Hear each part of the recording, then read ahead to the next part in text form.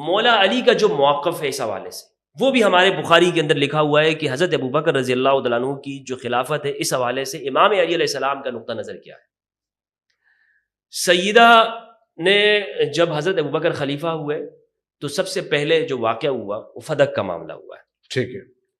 جب وہ ان کو حق نہیں دیا گیا جو ان کا حق بنتا تھا تو سیدہ سلام اللہ علیہا، بخاری کی روایت ہے 4240 4241، سیدہ ناراض ہو گئی اور پھر وہ اسی طرح ناراضگی کی حالت میں ان کا وصال ہوا اور ان کا جنازہ امام علی علیہ السلام نے پڑھایا اور ولم یؤذن بہا ابا بکر، اور حضرت ابوبکر رضی اللہ تعالیٰ عنہ کو جنازے کی اجازت نہیں دی گئی.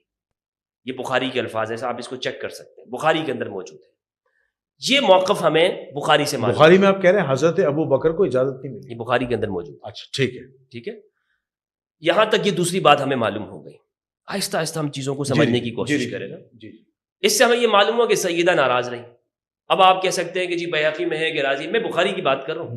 پہلے درجے کی کتاب، میں نے کہا آپ کو دوسرے درجے کی کتابوں کا بھی ہم نہیں چھیڑیں گے، ابھی نہیں چھیڑیں گے. ٹھیک، نہ وہ شہادت کے معاملے میں اور نہ ناراضگی نہ کسی اور معاملے میں. پہلے درجے کی، یا تو آپ کہیں کہ بخاری ہمارے لیے فرسٹ درجے کی نہیں ہے، ٹھیک، آپ اس سے انکار کر دیں تو پھر ٹھیک ہے، پھر میں مانتا ہوں آپ صحیح ہے، آپ انکار کر دیں پھر آگے چلتے ہیں.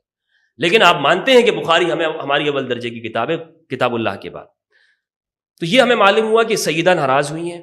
یہ بھی ہمیں معلوم ہوا کہ سیدہ اس موقف کے اوپر ناراض ہوئی اور ان کا جب وصال ہوا جنازہ امام علی علیہ السلام نے پڑھایا اور حضرت ابوبکر کو اجازت نہیں دی گئی یا خبر نہیں دی گئی، جو بھی معنی آپ کریں، لیکن اس میں جنازے میں شرکت نہیں ہوئی ہے حضرت ابوبکر رضی اللہ تعالیٰ عنہ کی وہاں پہ شرکت.